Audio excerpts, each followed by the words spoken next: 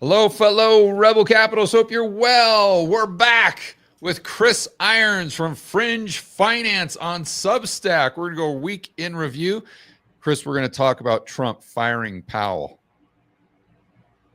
You see, what happens is I do these titles and I figure out the topic for today's videos, but I don't tell Chris until we're live. That makes it much more fun. I prefer it that way because I was busy doing shit all morning and I'm here late, of course, and I don't really care. The nice thing about not being afraid to admit when you don't know the answer to something is you don't really worry about whatever questions you get, There you go. There you go. Well, the big news of the day, Chris, is Rebel Capitalist Live is about a month away. Have you seen the speakers for Rebel Capitalist Live? I know that I didn't get an invite to speak. I know that. It must be a very expensive event because I'm here slumming it on YouTube with you, and I'm not going to show up in a suit or whatever caused you to not invite me. No. Look, a lot of these guys don't. McIntosh never wears a suit. I like him. He's smart. Yeah. I like Brent Johnson. You just like this all the time. Yeah, Kiyosaki's going to be there. Snyder, Joseph Wang, Kenny McElroy, Barnes, Mike Maloney, the OG himself, Rick Rule, Hartman. I think Van Meter's going to be there as well. So anyway, guys, you got to get your tickets ASAP to Rebel Capitalist Live. We're not sold out yet. Is this an advertisement disguised as banter between me and you? Yes, that is absolutely 100% what it is, Chris. Well, let's be on the level with everybody about that then. Well, I think they already knew. I don't think I was fooling anybody there. Yeah, what happens is I never pitch my own stuff. I do all these videos and I don't pitch anything.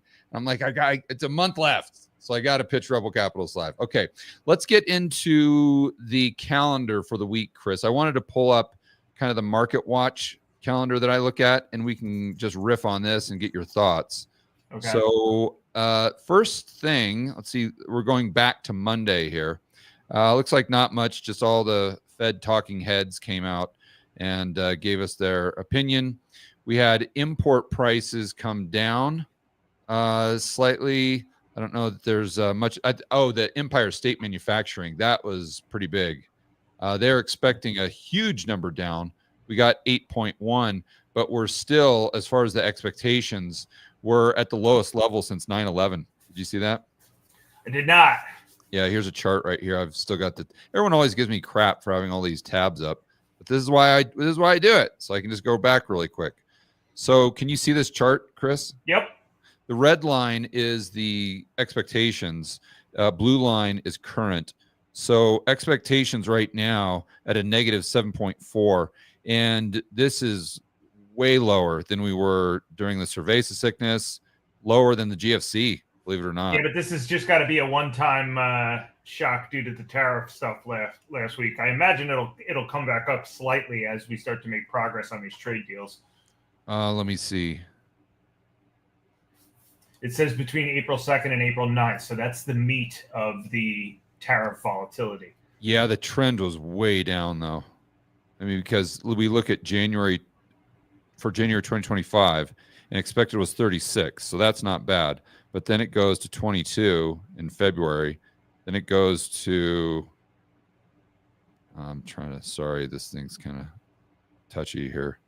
Then in March, it goes to 12.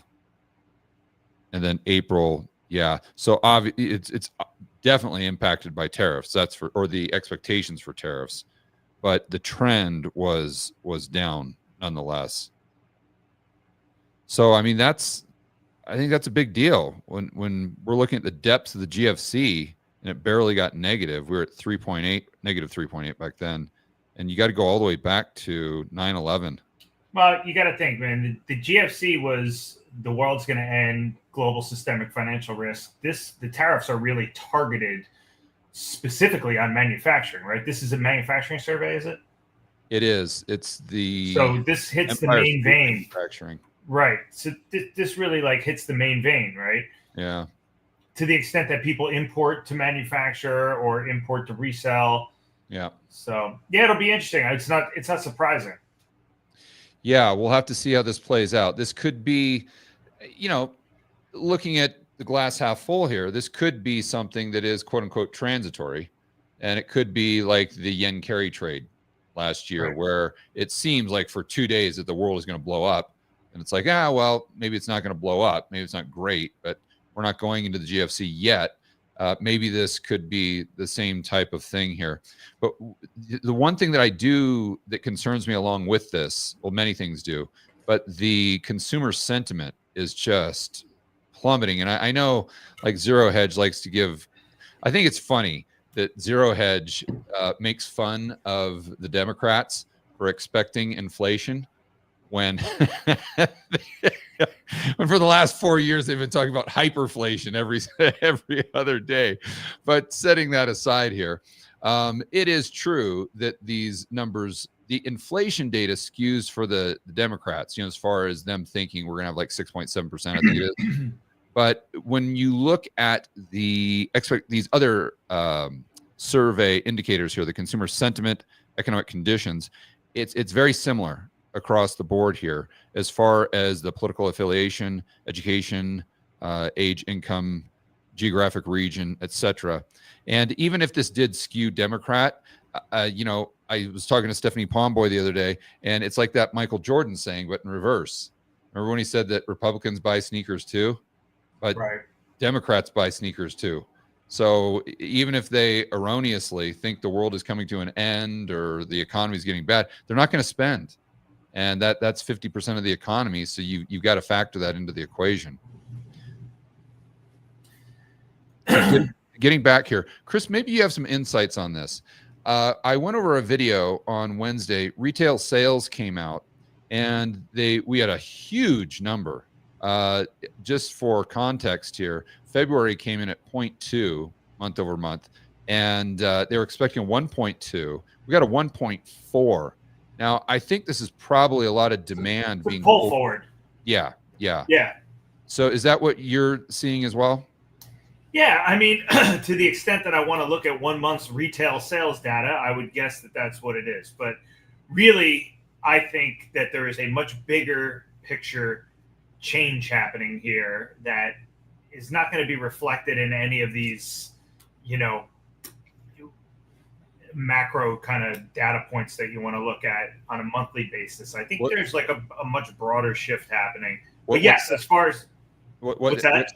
What shift do you see happening? I just feel like I wrote as much on my Substack today.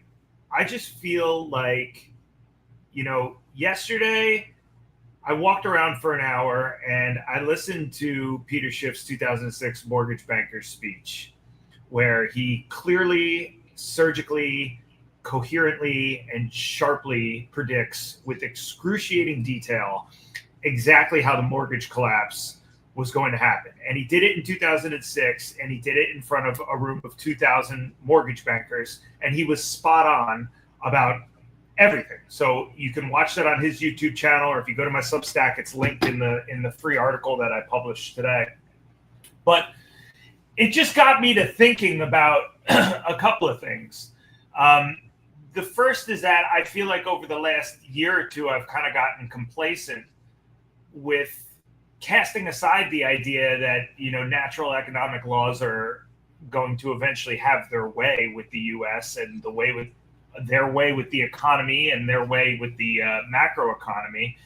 I've always believed that, but I haven't really focused on it the last couple of years, namely because I predicted a couple of years ago that rising interest rates would grind the economy to a halt.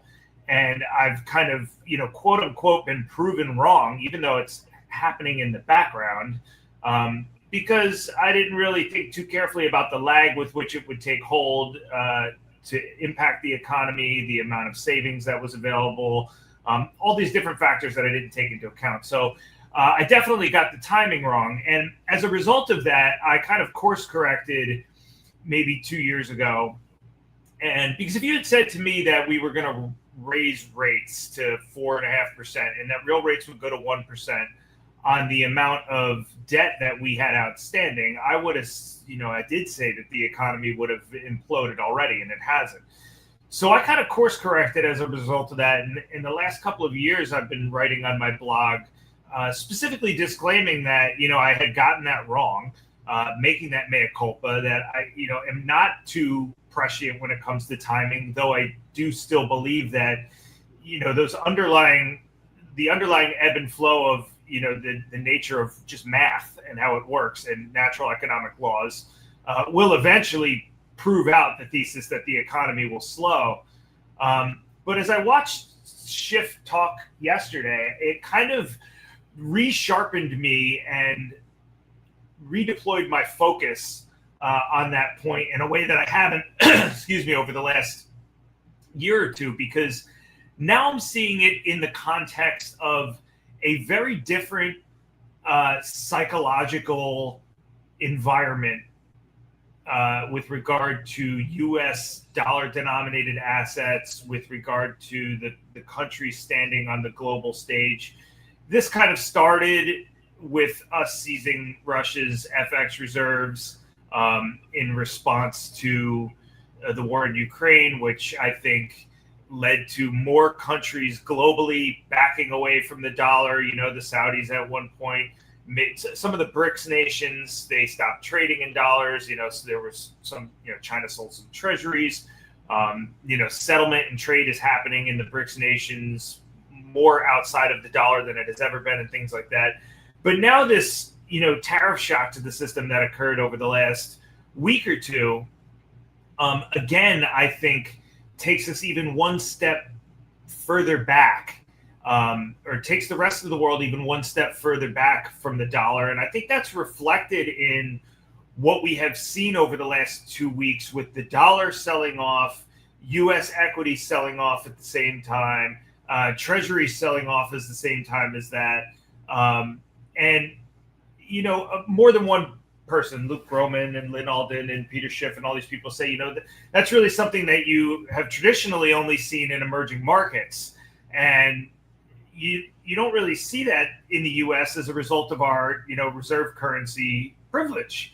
And so I've kind of watched over the last 2 weeks that starting to take place, in addition to the fact that I think psychology, even just for U.S. investors, come back inside the U.S., psychology, as far as markets are concerned, is very different now than it was 6 months ago.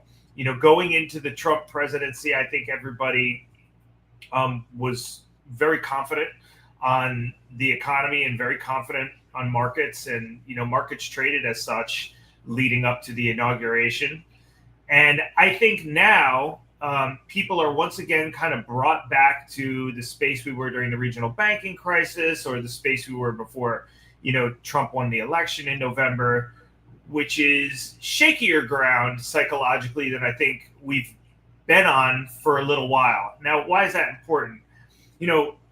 Deleveraging and recessions and generally shit just blowing up in the economy is a snowball that rolls down a hill and gets bigger as it goes until it eventually stops. It's one domino leading to the next, and that's how forced selling and collateral selling and deleveraging and prices going down in financial assets, even if it's just temporary, that's how that occurs. And in order for that to happen, the sentiment can't still be that, hey, we're going to buy everything that's not bolted down right now because, everybody's just euphoric without reason and multiples don't matter and all this other shit. Sentiment has to be a little bit more cautious, because that creates the fertile ground for people to eventually begin this, cascading deleveraging process that starts. And I just think that when we look inward here and we look at we take a hard look at the state of our fiscal picture, the deficit, the debt, whatever you want to look at, trade deficit, debt to GDP, market valuation, when you look upon those things with anything but a euphoric eye, if you're skeptical in the least, you have to believe that we have redlined things as hard as we can.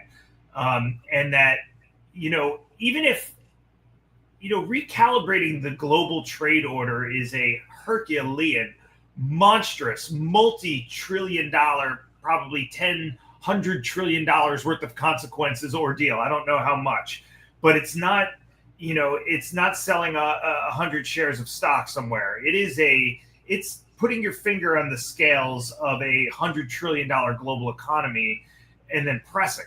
And whether you agree with what we're doing or not, it has consequences, and shit breaks when that happens. And when I look at all of those things in concert, like, I don't think we're going to have a global financial crisis in the sense that we did in 2008, but I think things in the US are on very, very shaky ground. And I think we are really running on borrowed time. And it doesn't matter if you want to zoom in as far as the individual consumer and the amount of, credit card debt they have, or if you zoom out and you want to take a look at the nation's deficits and how quickly the debt is accelerating and interest on the debt is accelerating. Again, I think it all leads to yield curve control. It all leads to the Fed bailing everything out again. But I think when that happens, the crash is going to show up elsewhere. It's going to show up in, a lower quality of life relative to the rest of the world. I think it's going to show up in sound money assets skyrocketing, a further decrease in purchasing power, and kind of in all these nefarious, like, background ways that aren't as obvious. And I really do feel like now psychology is different. Somebody was saying yesterday, I think it was Lawrence McDonald on Julia LaRoche's podcast, was saying, a lot of great investors look to see when only 15% of U.S. stocks are above their 200-day moving average before they buy. And he said we're in that territory now, but he doesn't necessarily see it as a buy signal this time around. And with, the S&P multiple still like close to 25 or between 20 and 25 where it is now, and the rest of the world, including a lot of nations that supply us our goods, and lend to us, down in the 10 region or the 12 PE region, I think those numbers are going to have to converge at some point. And I think quality of life and the price of U.S. financial assets are all going to reflect that. I think even if just temporary, I think that, like housing prices, for example. I mean, do you know what it takes? So here's two things that happened over the last 2 weeks. My friend who works at a major realtor forwarded me a copy of an email from their CEO basically saying, hey, like, this is turning into a buyer's market, which is real estate lingo for prices are coming down and buyers are going to have all the leverage because there's too much supply and it's, it's far higher priced than it needs to be. That's how the real estate world communicates everything's fucked. They call it a buyer's market. Right. So I read through that letter. And then I also just saw that Zillow yesterday, or I think even published this morning, that they're expecting a 1.9% decline in housing prices this year when they had previously forecasted a rise in housing prices. Now, why are those two things a big deal? Because housing is the immovable object that everybody, again, is always assumes that they're entitled to price increases on. It's very close to the bedrock of the foundation of our economy. And I'm not saying we're going to have a housing crisis per se, but I do think that you can't ignore the fact that housing prices are likely going to go down. And I think a lot of other financial asset prices are going to go lower, even if just short term. And it really does, to me, feel like zooming out from this week's, fuck manufacturing, whatever survey it is, zooming out from that, it really does feel like we've kind of run out of runway in a big way. And underneath all of that is this crumbling psychological sentiment that I think is what's going to act as the catalyst. Yeah, I talk about the psychology and the narrative all the time. It's funny you bring up housing, because this morning I was going through some data points here, and I saw that the U.S. housing market, the market cap, basically, of the U.S. housing market right now is 50 trillion. Right. So let's just assume for a moment that prices did decline by 2% this year. That means $1 trillion of net worth or purchasing power is gone. Right. And so that's the problem. When you have an economy that's built on asset prices, it's great on the way up because everybody gets rich and they don't have to work any harder and they don't have to produce anything, or they don't have to produce anything more, and they just magically get rich. The problem with that is that the higher asset prices go, the more dependent the economy is on those asset prices. Right. So if you by chance have a decline, it has a disproportionate impact. Whereas if housing prices today were where they were in 2012, let's say, just adjusted for inflation, and if the S&P 500 was where it was in 2012, and you have a downtick of 2%, it's really not going to have that big of an impact on aggregate demand and therefore the overall economy. But now with these nosebleed levels, you got big problems if the air starts coming out of the balloon. Chris, and let me just say one thing too, like the people that are commenting that, hey, I got it backwards, or that, Ron Paul said this shit 30 years ago and nothing ever happened. Like, that's all fair, but you're making my point. My point is, like, those people may eventually change that tune. And if that happens, we're not there. We're not at the psychological breaking point for a lot of people that believe that it's not possible. But, when I go back and I watch Schiff talk to these mortgage bankers in 2006, where he lays out, everything. He lays out the macro picture. He lays out how the collateralized debt obligations are going to wind up with specificity. He talks about the credit default swaps he's using to short the market. He talks about everything, and he's standing in front of a room of 2,000 people that are just laughing in his face. And that's the point. That moment. And hey, look, if I'm wrong, then that's even better. Okay. Because I don't mind being wrong. I've been wrong a million times before in the past. And then you guys could throw egg on my face. And I guess the wheel will keep turning, as my friend here said, and I'm okay with that. But the sad thing is, I don't think I'm wrong, and I feel like in order to have that blind spot, you have to have people saying exactly what these people are saying, which is like, hey, the wheel does keep turning. Well, it does until it doesn't, George. We went through COVID together, right? And in the beginning of 2020, the market just kept going up as case numbers kept going up. And, I did a podcast called Pandemics and Other Things That Make the Stock Market Go Up, kind of like tongue in cheek, like, hey, I guess nobody cares that we don't know what this virus is or how quickly it is going to move things around. And a month later, the market had gone down, 30%, and people were beating the shit out of each other in Costco trying to get toilet paper. And so that's how quickly sentiment can change. And the only point I'm making, I'm not saying psychologically we've all been broken now, but I'm saying psychologically, I feel like this tariff thing has put some cracks on the surface of sentiment. And I think that that's worth paying attention to. Yeah. And I also think it's worth paying attention to the main cheerleaders for the stock market, CNBC, Bloomberg, the mainstream financial media. They're all cheering when Biden's in office. Right. But when Trump's in office, now all of a sudden, in fact, I did a tweet the other day, and I think it's actually true, where Biden was in office, if I wanted kind of a bearish take on something, I would go to Zero Hedge. And if I wanted the bullish take on something, I go to CNBC. Right. And now it's the opposite. Right. Now, if I want the bearish take, I go to CNBC, and the bullish take, I go to Zero Hedge. And it is what it is. They're both kind of politically leaning, but that's a big deal for the average Joe and Jane, because they're watching the mainstream media a hell of a lot more than they're watching Zero Hedge. And that kind of goes back to that University of Michigan survey, where you see people, rightly or wrongly, that are freaking out. They're not going to spend, they freeze, and that definitely slows down economic activity. But I want to go back to something you said, because this is where I think we might have a little bit different view. Why do you think the U.S. debt is a problem? I think the rate with which the debt is growing relative to GDP is probably more of the problem than the debt. But when you say it's a problem, what do you mean by that? If we're accruing debt faster than we can, reasonably pay it off or pay the interest on it using means other than printing money, I think that's a great way to bankrupt yourself. Right, but that implies that there's not going to be any demand for those treasuries. Well, what have we seen in treasury markets since last 2 weeks? you've got the 10-year that's trading at or below Fed funds.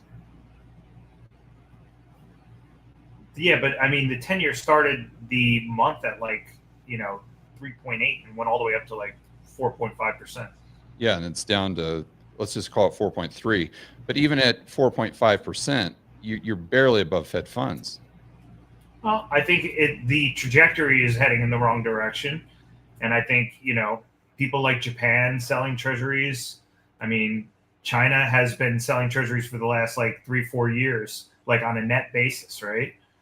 And so I don't know if they've been selling treasuries or it's just the value of the dollar or the value of the treasury itself. Right. Yeah, it's just not the fiscally. It's just if not. You assume that China is selling treasuries on net, someone's buying them. I have to get buying a lot of them. Very important. I'm really sorry. Give me 1 second. Sure. All right, Josh, while Chris is doing that, let's see if I can, while Chris is doing that, let's go back to the Market Watch calendar. So I want to kind of do the week in review. Then we'll go back to the debt question here. And let's see. So one thing that I wanted to point out about these retail sales is that it's not adjusted for inflation. And I still don't know why, but you have to factor that into the equation, along with what Chris is saying, with which this is likely kind of demand being pulled forward from the future. The industrial production was down. Now, here is the big number, guys. And I just did a whiteboard on this. And we talked about it on a live stream, I believe. But I think it's, if I could just isolate one metric to look at for the next probably 3 months, it would probably be initial jobless claims. Because it is very low right now. There's no getting around that. Now, Mike Green has a very interesting thesis around this, where he kind of pegs it on the what do they call it? Not the side hustle economy, but the gig economy. Gig economy. Thank you, Chris. So he's saying that his hypothesis is if we didn't have Uber, if we didn't have DoorDash or Uber Eats or anything, the initial jobless claims would probably be over that 400,000 benchmark that the Fed pegs as the economy contracting, or one of the main indicators that you would see when an economy is in contraction. So I think that's a very interesting take, because it is true that back in, let's just say the GFC or the .com or any of these other recessions, if you lost your job, you didn't have that option of Uber. The only option you had was to file a jobless claim and therefore be picked up in the data. So I don't know that explains everything, but I still want to watch the initial jobless claims, because even if it doesn't get to that benchmark, and the benchmark I'm referring to, Chris, is based on this Fed study that I had up right here. Where they went back and it's actually a really good indicator. It's the black dotted line. So this is going back to the 1950s. And when you see this black dotted line over the 400,000 threshold mark, I assume they adjust for population, then that's when this stuff historically has been hitting the fan. And it's highly accurate. And I think that if you, and I would suggest people not just looking at this 400,000 threshold, but also look at the trend in where it's going, and combining that with all of the other economic data points we go over and a lot of these other indicators to come to a conclusion. You can't just look at one chart, get hyper focused on it. Although this is one that I'm definitely going to add to the mix. But you see right here that we are really low, and we're not headed straight up. So I don't know. I get the gig economy thing, but I'm really going to be paying attention to this to see if, not necessarily we get to that 400,000 threshold, but if we start to see this trending up. Yeah, I think the gig economy is something worth watching, because I think people feel like they can just default back to Uber or DoorDash or whatever, all these other. I had a guy deliver some furniture a couple of weeks ago using some kind of gig app. Like there's a million of these little 1099 gig things for people, but at some point there won't be demand for those services if the economy starts to contract. Less people will take Uber, more people will take mass transit or whatever, and people will be less incentivized to do that. And then all of a sudden, you'll have a glut of gig economy workers with nothing to gig. So I'd be, I'm watching it in that regard, but like also too, when I see things last week, like you can now buy DoorDash using buy now, pay later. Okay, so Klarna is offering people to buy whatever, a $30 McDonald's dinner, and you can pay it in installments. That bodes very, very poorly for the economy. That's another thing I put in my article this morning. Like how is, CNN wrote this may be a worrying sign. I'm like, maybe a worrying sign? Like people are, remember in Good Will Hunting when he's like, you can put your fucking hamburger on layaway? Like that's actually what people are doing now. He said that shit as a joke in the movie. And so, that signals to me there may not be demand for Uber Eats going forward. And again, as the gig economy workers' income starts to slow down, then all of a sudden their discretionary spending slows down, and round we go. The other thing that's important, and to the extent that those jobless claim numbers are altered, like the payrolls numbers are altered, right? I'm not aware, but I imagine there's some fuckery going on behind the scenes to tuck those gig economy workers in there and kind of make that number as good as possible.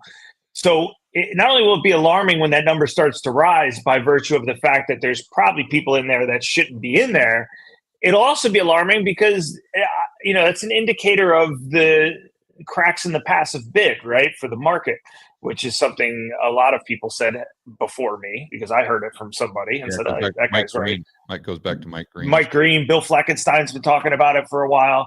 To the extent that the passive bid starts drying up, indicated by jobless claims, then, you got a problem. So I think that's a great number to watch. Yeah, that I don't know if this is revised or not, Chris. That's what you're getting at with the huge revisions that we saw in the non-farm payrolls. That if that would be applicable to the initial jobless claims, I'm gonna have to look that up. I do not know.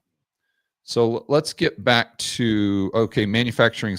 The Philly Fed manufacturing survey. That's just completely. I didn't even do a story on that one, but that one completely tanked right here. They were expecting 3.5. It came in at negative 26.4, and again. To Chris's point, I think that if this is just maybe a one-off, or maybe it doesn't reflect what's actually happening, maybe it reflects sentiment. Just because it reflects sentiment doesn't necessarily mean it doesn't have an impact on what happens in the economy because of that psychological component. Oh, there will be a hiccup for sure because none of these trade deals have been ironed out yet.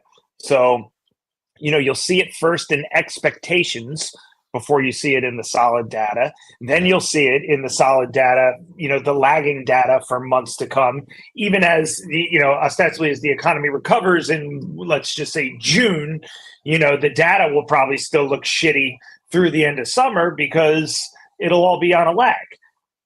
Yeah. Now let's move on to Trump and Powell, because I think that's kind of an interesting back and forth. Before we get there, I want to tie up the loose ends on our conversation. I'm sorry. I didn't mean to run off like that. It's no problem. But my point there is I don't see a problem with the debt. With interest rates or the yield curve flat.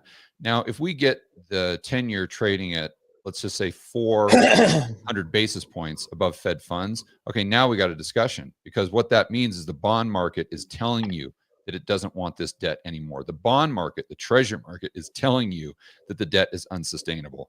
But right now, the treasury market is not only telling us the debt is sustainable, but they're telling us that they want more.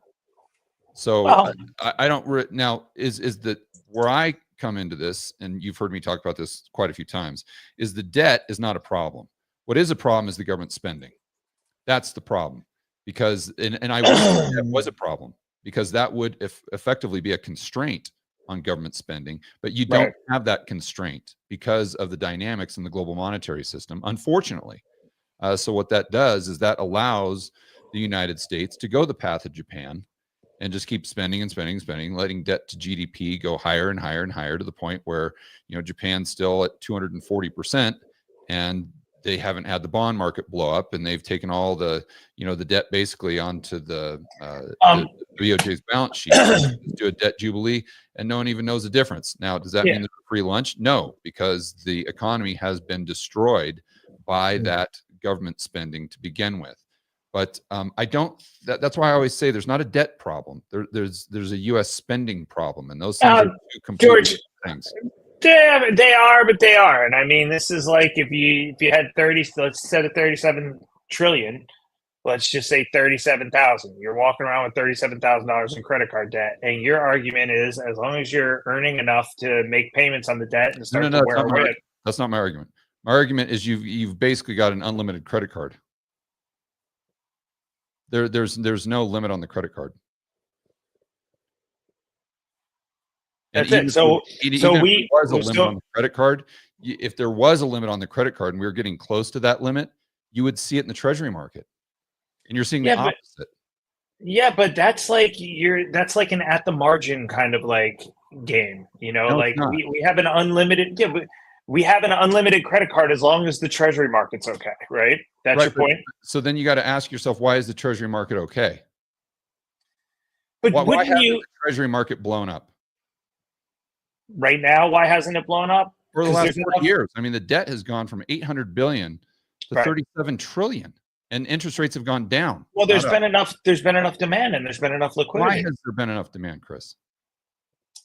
Because the U.S. is the reserve currency of the world. Partially, and therefore the bond market is going to trade on growth and inflation expectations. It's not going to trade on supply. Yeah, but what if that changes, and then all of a sudden, you turn around and you're looking at a pile of debt. That's why we have to go into the mechanics.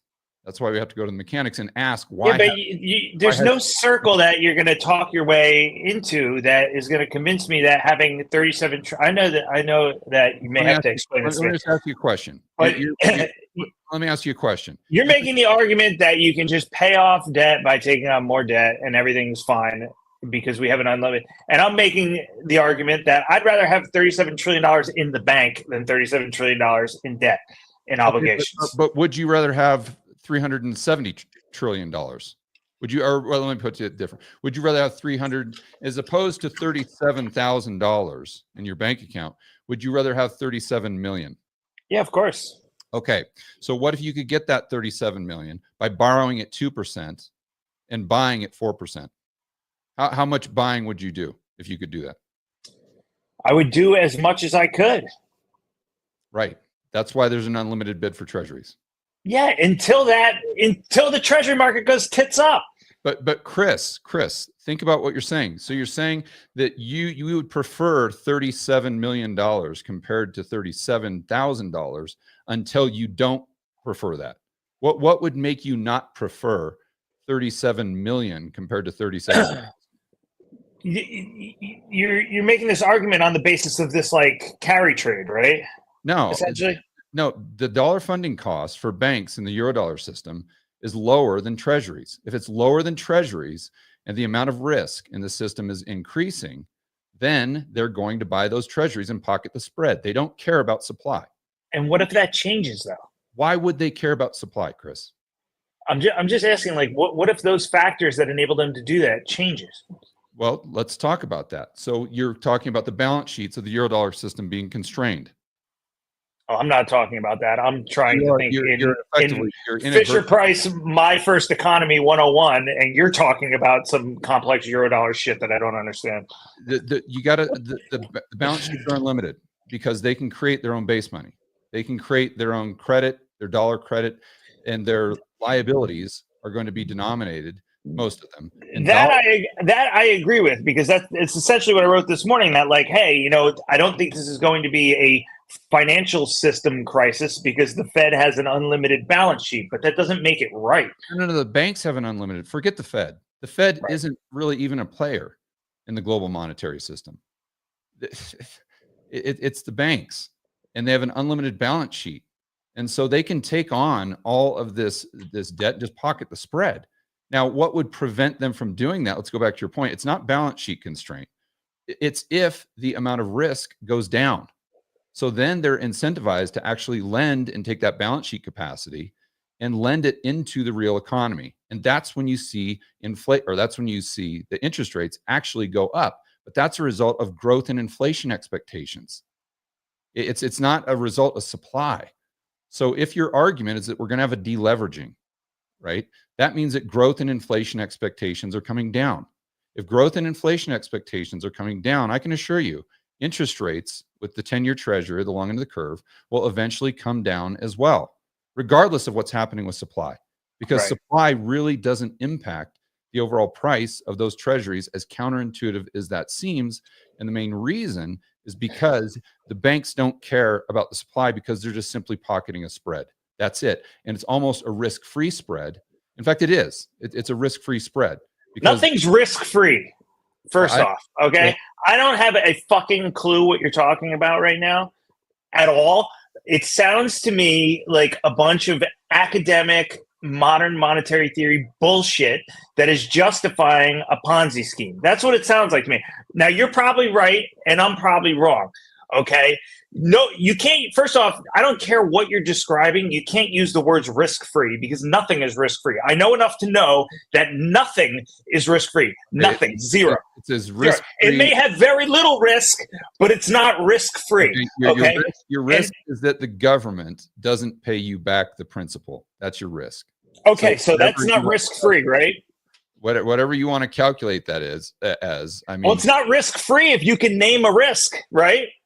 Well, okay, so then the Fed would have to not honor or not print money to use your terms. Now, okay, fine. Sure, George, do that, but the risk is as low as it possibly can be with any asset. Let me put it to you that way. All right, I don't understand any of the shit you just said. All I know is you're fine with having $37 trillion in debt because there's some type of intellectual explanation for it that I don't understand, involving the Eurodollar system and spreads and banks, and who have unlimited capacity according to you and have unlimited money. And that's fine. If that's your argument, that's fine. To me, the household I was raised in, the way I think about money, none of that makes sense. Debt is bad. Assets are good. You know, nothing is unlimited and nothing is risk-free. And that, I think those are just the natural laws of economics, if you ask me. But I'm not fucking Milton Friedman, nor am I Stephanie Kelton, which is who you sound like, by the way. That's fine. But then what you can do, just forget all the complexity of the Eurodollar market. Just look at what the Treasury market's telling you. Right. The Treasury market's telling you the debt's not a problem. Right now. Well, okay, but then what I encourage you to do is go back and look at these times when the deficit is quote unquote exploded, or when the debt has exploded, and look what happens to interest rates. They go down. They don't go up. So we've never been in the position we're in now. The country's never been in a position where we're in. That anytime in recent, we're 50 years into a monetary experiment after we have debased the dollar. And we're hoping that because the shit hasn't hit the fan. But see, a lot of your assumptions, how did we debase the dollar? Well, we took it off the gold standard, right? And? I don't know. What do you mean, and? Gold's been money for... Go ahead. Did you know that the bank reserves, that the Fed has the electronic reserves, bank reserves? Yeah. Did you know that didn't change from 1950 to 2007 at all? Okay. So how did we actually debase the currency? Because you got to take the Fed out of the picture because they didn't do anything. So so now you're left with either the banks or the government. The government didn't print any money.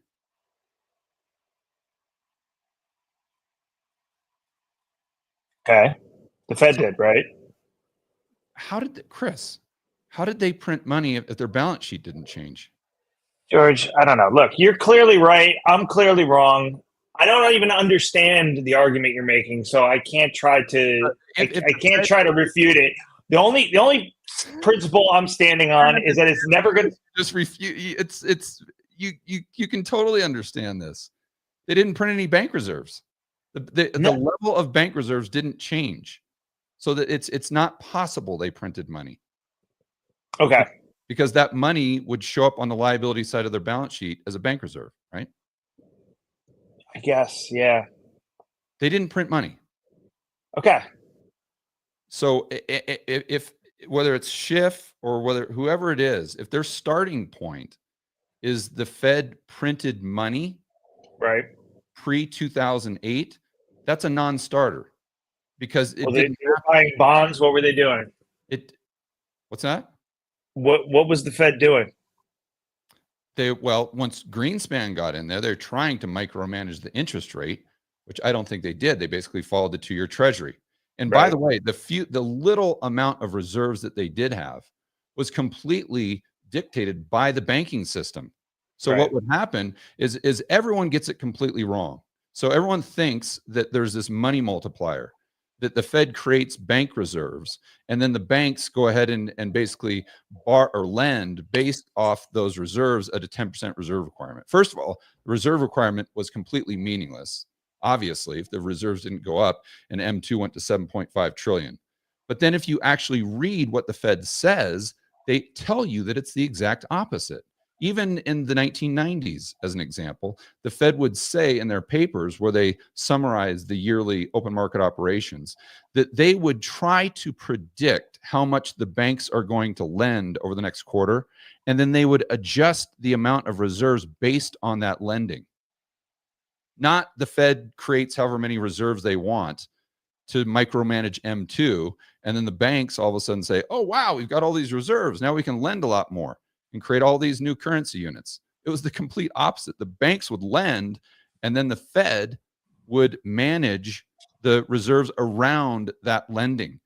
You see, this is the big problem. And this is why people have gotten the dollar wrong, why they've gotten interest rates wrong, why they get the debt wrong. It's because they see the Fed as the center of the monetary solar system. It's the opposite. The banks are at the center of the monetary solar system, and the Fed and the ECB, the BOJ, whoever it is, they just revolve around the banks. Right. That has to be the starting point. So it's not that the U.S. debt can just go up and up and up exponentially forever. It's not that the U.S. dollar can't go down or can't crash or can't do any of these things. I'm not saying that just because it hasn't happened in the past, it won't happen in the future. That is not my argument. But what I am saying is if you actually look at why these things haven't happened, you come to the conclusion and you start to understand the way the monetary system is currently set up.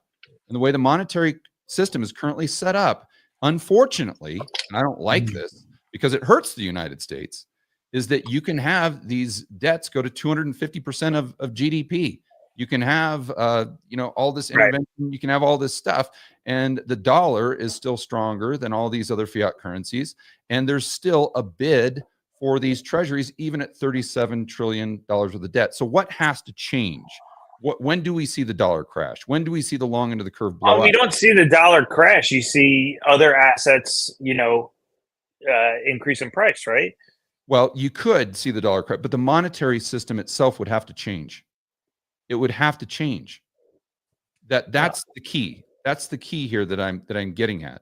I had a conversation with Bob Murphy, who's a good friend of mine, and we were talking on the interviews channel the other day. And we went through this thought experiment because his position is if foreigners are quote unquote dumping dollars, then that's going to decrease the value of the dollar, which makes sense, right? My position is the opposite. That if foreigners are dumping dollars, you actually could and would likely see the dollar go up in value relative to other fiat currencies. And the reason is because all these dollars, especially outside the United States, are lent into existence. So that means that when you create that loan as a bank, you're creating brand new money that didn't exist before. And therefore, when that loan is paid off, the supply's gone. Right. This is your Eurodollar whiteboard that you did, right? Well, I talk about this in quite a few whiteboards. So the bottom line here is if all the debt was paid off tomorrow, especially outside the United States, because there still would be currency in circulation. It's because that wasn't created through debt. But if all the debt was paid off tomorrow, the amount of dollars would be zero. Right. Zero. Zero, zero, zero. So if we are de-dollarizing, then by definition, that means there's probably fewer dollar loans that are going to be created than are being paid off. Right. And that means the supply of dollars goes down.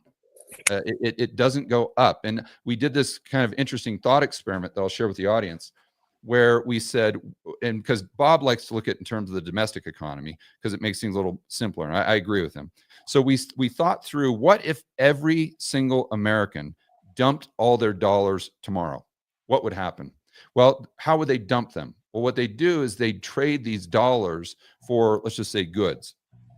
And let's just keep it simple, let's say gold. So then what would happen is the value of the dollar relative to that gold that everyone was buying would plummet. It would almost go down to zero.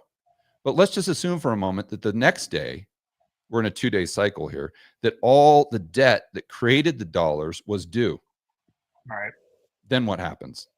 Then the value of the dollar goes from zero to infinity. Right.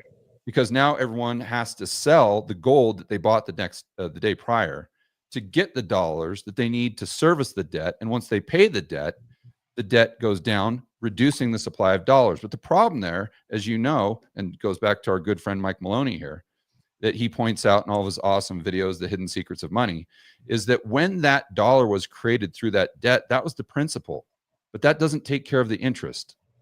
So when you look at the total amount of debt, include the interest, there's not enough dollars to service that. It doesn't exist. And that's why the dollar, like I said, would go to almost zero the first day and go to infinity the next day. So this is just the point I'm making here is, if you want to try to predict what's going to happen with the bond market, the treasury market, you know, if there are problems now, or if the problems are going to be, you know, just into the distant future, or the dollar, any of these things, you have to understand how the mechanics of the monetary system work. And then once you understand that, then you can come to a conclusion. The conclusion that I came to, and I could be wildly wrong, but the conclusion that I came to is, in order for these things to matter, then we're going to have to change the monetary system. And it's not that it won't change, but it hasn't changed yet. And I don't see it changing in the foreseeable future. Well, I just know that personally, I don't like to have debt, and I like to have money in the bank. And if I ran a company, I wouldn't like to have debt. I'd like to have money in the bank. And if I ran a municipality, I'd want my city or, you know, town to have money in the bank and not have debt, and, you know, for revenue to exceed expenses. And on the sovereign level, somehow all those rules go out the window because of no. It's because of the monetary system, and it right. and it's well, that's what you're saying. Yeah, and it's just with the United States, because again, if we look at now people always ask me what's the difference between the United States and Argentina, right? It's because the majority of the Argentinian pesos that are floating around, they weren't lent into existence. Right. You're saying it's like the capstone of the, you know, of the global economy, that they've been lent into existence, and, you know, all the banks are relying upon US dollars. So that to arguably to pay off the debt would take the money out of circulation, which would cause a collapse. Right? In a collapse, meaning the dollar would go up, not down.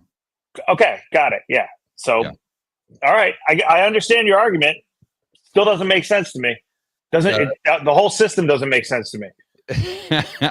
And that's fine. It's just, this is all about getting people to think, which is what we say on this. So on that note, I mean, essentially, it's an offshoot of, you know, it's like you have these basic economic laws, like you have debits and credits, and the monetary system has somehow, you know, become this like mutated fungus that has grown on those basic laws and kind of transformed into this system wherein everybody is now beholden to the dollar one way or the other, and people don't have an exit. It's a network system. It's a network effect. So it's just like, you know, people are beholden to using Google or whatever network effect you want to throw out there, because that's where all the users are, because they have the best system and the best apps. It's what we need, Chris, is we need somehow to have a Facebook for the MySpace, but until you get that and what I mean by that is, if you want to create a new monetary system, I think we need it for sure. Bitcoin already does it. But not really, because it needs to be 10 times. It needs to be 100 times better. You can't just make a system that's the same or a little worse and have people gravitate, at least the normies, gravitate to it to the degree to which the other system comes down. That's the network effect. And unfortunately, I was talking about derivatives yesterday. You can not like derivatives, and I'm not a huge fan of them. But the bottom line is these corporations use them extensively, like interest rate swaps. Right. So that's the way I look at an interest rate swap in a monetary system. Is it's like an app on your cell phone, and the dollar monetary system is just a network, really, and it has all the apps, and it is what it is. And until we get a system that has even more apps and even better apps, then you're not going to compete with this. And by the way, the dollar system that we do have, the good news is that it is a creation of the free market, because the reason it was set up in the beginning is Bretton Woods, and there just weren't enough dollars outside of the United States for these economies to grow. And so they said, we need to figure out a way to make our own dollars without the Fed and without dollars. And that's why they came up with dollar credit. And I mean, like, what's the argument against that just continuing in perpetuity? This reminds me of when I went into a bank a while back, and I had one of their like wealth managers come up to me and try to pitch me on their like wealth management services. And I said, whatever it is, I'm not interested in it, because I was going in to get a CD, which I understand. And you're holding the money for a certain amount of time. You're pocketing the spread between what you're paying me and what you're getting from the Fed. Very easy to understand. And this guy said to me, well, like, don't you want to look at some of these other instruments? I said, not really. I said, I'm not interested in paying fees. I'm not interested. And he said, well, this one, all they do is they buy treasuries, and you just, we just roll it over from treasury to treasury to treasury, and you get the interest rate. And I was like, okay. I was like, let me look at it. And he hands me a fucking stack of papers like this big. And I'm just thinking, like, the divergence between what you just described to me and the amount of bullshit you just handed me doesn't make any sense to me. I don't need to read this fucking stack of papers to know that it doesn't gel with what you just told me. Okay? Like, I'm just shooting from the gut here. Just call me George W. Bush. Just using the old gut. Having a beer and using the gut. And so, and it also said, like, it had some insurance company's name on it. And that's how I knew that it was just bullshit, because I was like, all right, I said, this company here, I said, are they a subsidiary of this bank? He said, no. I said, well, what the fuck are they doing on this sheet of paper that you're handing me, trying to sell me your products? Okay, so those two things don't make sense. And that's where we're at right now, which is, again, personal level,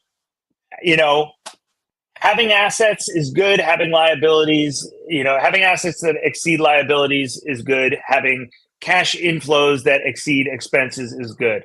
Municipal level, that's good. State level, that's good. If you own your own company, that's good. Global monetary system, totally different set of rules, I guess. But no, it's still good, because remember what that system allows the United States to do is take the debt to GDP from 120 to 130 to 150 to 200 to 2,000 to 20,000 to 200,000. Great. Exactly. And what does that we got it. It means we've engineered utopia somehow. No. Because the price is paid by the average American citizen from the standpoint of the economy slowing and the economy getting to the point where the standard of living is decreasing because of all the government spending. So the quality of life bears the consequences, the brunt of the consequences. Right. That makes sense to me. That makes perfect sense to me. It's just like Japan. Because that's exactly what's happening. And that's exactly like the recalibration that I'm arguing is going to happen, that relative to the rest of the world, the U.S.'s quality of life is going to decrease. And that's because it can continue to spend and the bond market continues to buy the debt.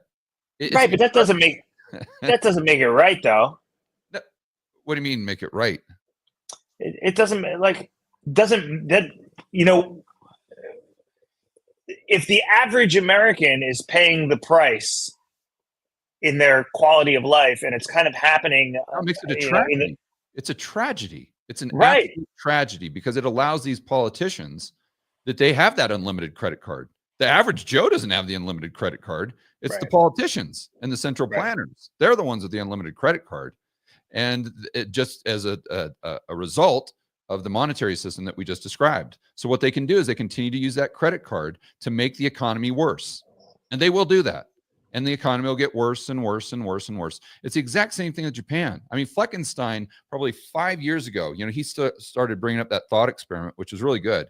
That look, if the BOJ owns 60% of the JGBs out there, why don't they just hit the delete button? Right. He talked about the debt jubilee. He said, would anyone even know? Right. He really thought about that for several weeks.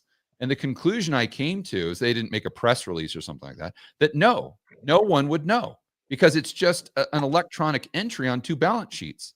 So if those people don't let the cat out of the bag, then, it's just irrelevant, right? But does that mean that there's a free lunch? That we can just spend all this, the government can spend all this money, and then the Fed or the BOJ can just buy all the debt, and hey, we just have this money printing machine. It's like the goose that laid the golden egg, and we can sit back and not work anymore and just have the government spend. No, because the price has been paid by the Japanese people, that they have had 30 or 40 years of stagnant growth as a result of all this government spending. So correct. Paid. The price has been paid. You just haven't seen the price being paid in the bond market. Right. Okay, I get it. Okay, and I agree with you. I don't really understand the intricacies of the monetary system the way that you do very clearly, but I agree with you that that's where it's being taken out on. It's being taken out on the. That's the release valve. Right. Exactly. That's the blow off valve. Exactly, and that happens kind of in a way that's very difficult to measure. And it kind of happens in the background of cuts, Chris. So they'll just keep doing it because no one knows it's even happening. The frog. Okay, we agree on something. Yeah. So what do you think about Trump talking about firing Powell? I don't think I saw at the end of the week that Bissett had come out and kind of talked him out of it. But really, it's like for sure.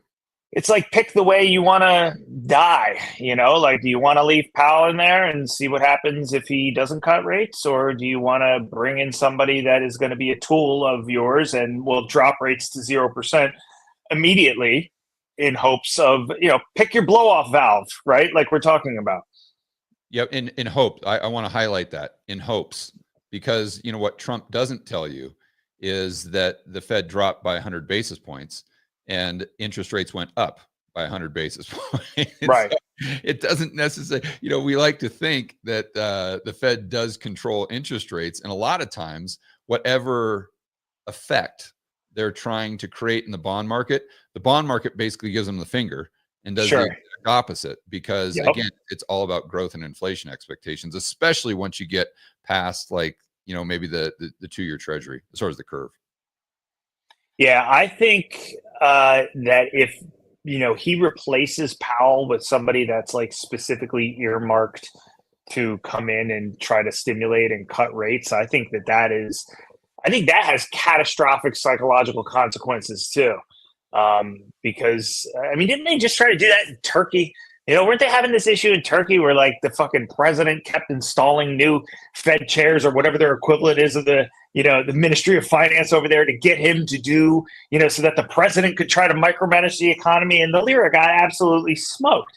Yeah. And so I think you can I think it requires a steady hand.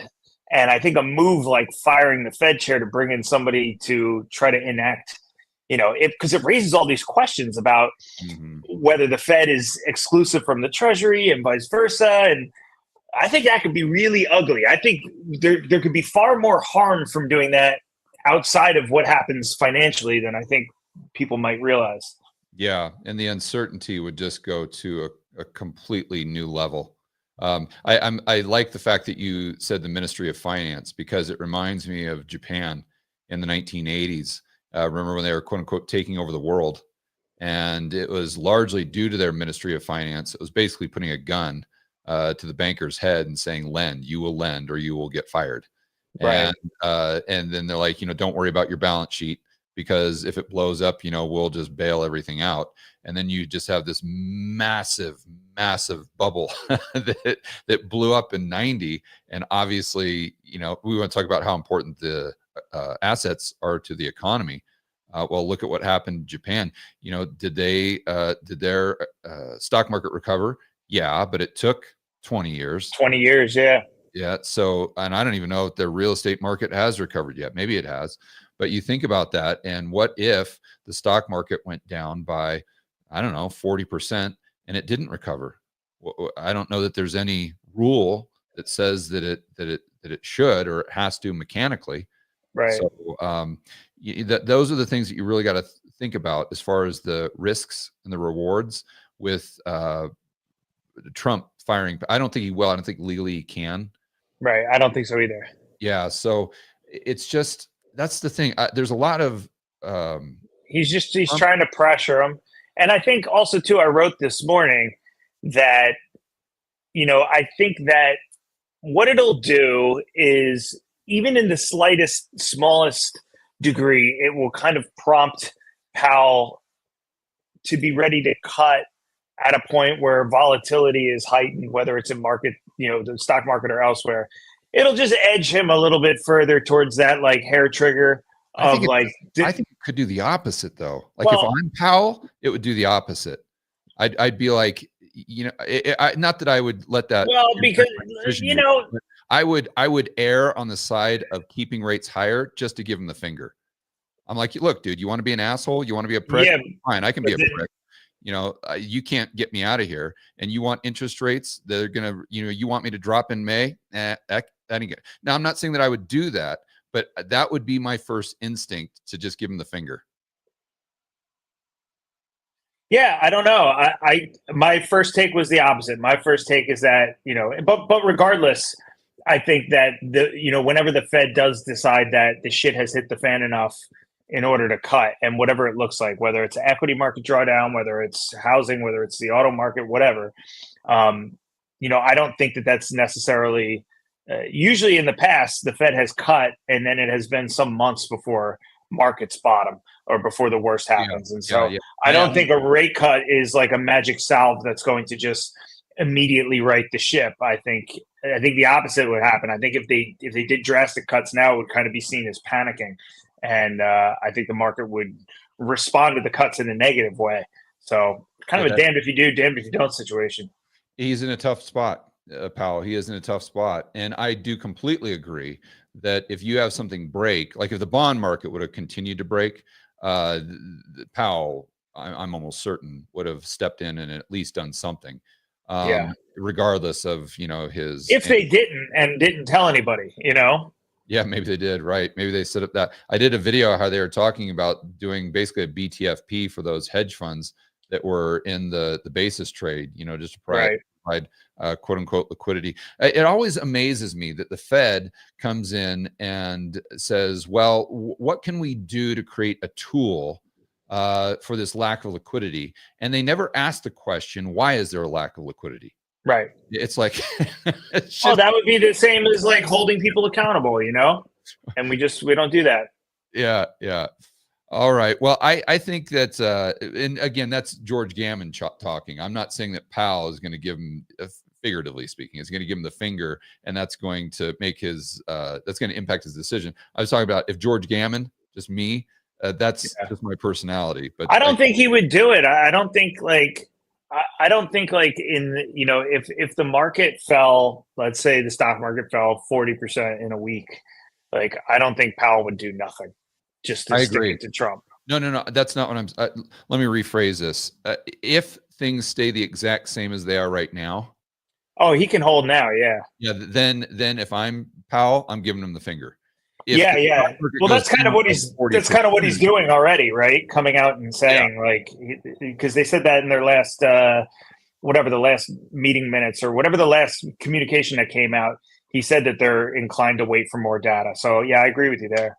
Yeah, I wish Trump. Well, you can wish and wish and wish and wish and wish. Some of his greatest qualities are kind of sometimes some of his worst qualities. I just wish he wouldn't do this stuff with I don't really like Powell either, but especially like Thomas Massey. he just has this approach of just being it just doesn't get you anywhere, right? Like it just, you know, call him, if you want things done, if you want Powell to reduce interest rates, basically threatening him and doing all it's just not going to get you anywhere. Maybe it will with some people. Thomas Massey has threatened Jerome Powell. No, I'm saying Trump. Remember, he did that to Massey. He put the same thing with Thomas Massey. Yeah. I'm like, my point is, if Trump, you know, he has this kind of catch-all approach to everything that he does, whether it's with the media or it's someone like Thomas Massey. And my point is, I think you're going to get, like with Thomas Massey, he's going to get a lot further with you know, with sugar than he is with salt. Right. And I think it'd be the exact same thing with Powell, but Trump just, you know, he just doesn't really... Yeah, well, Trump comes out with, you know, fuck you, and then we'll figure it out from there.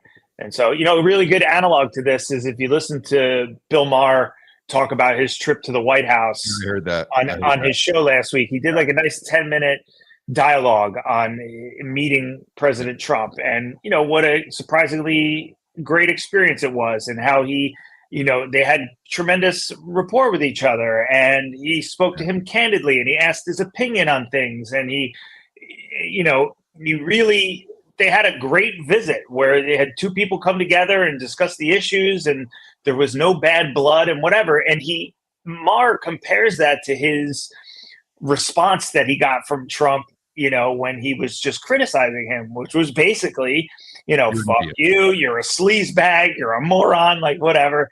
And so, you know, and that's his style. He comes out like guns blazing, you know, like if we had the argument you and I had, like he would just be like, you know, fuck you, George, I'm never coming back, you're highly overrated, you know, whatever. And then behind the scenes, you know, would start to talk to you about it. Like, it's just that's his style. But I agree that doesn't, especially in the case of somebody like Thomas Massey, who I like, who, you know, stands. I you know, he stands by his principles. He reminds me a lot of, you know, Ron and Rand Paul. Like he really seems to, you know, he's a hardliner on how he votes and, you know, what he supports and he doesn't support. And if he says he's not supporting taking on more debt or running, you know, higher deficits, he's not doing it. And it doesn't matter who's pushing it, whether it's Trump or whether it's Biden or anybody else. So I think, you know, I think there's some bedrock there that Trump might run into, at least for people that try to think using some common sense, right? Yeah. But, you know, he's that's Trump. And like I said, some of those things are what makes him a great negotiator. And one of the reasons why he's been so successful. So, all right, buddy. Everyone can find you on Fringe Finance at Substack. And everyone else, I want to remind you, get your tickets to Rebel Capitals Live, rebelcapitalslive.com. We talked about at the beginning of the video. And on that note, you guys enjoy the rest of your weekend. And make sure you're standing up for freedom, liberty, free market capitalism. We'll see you in the next video.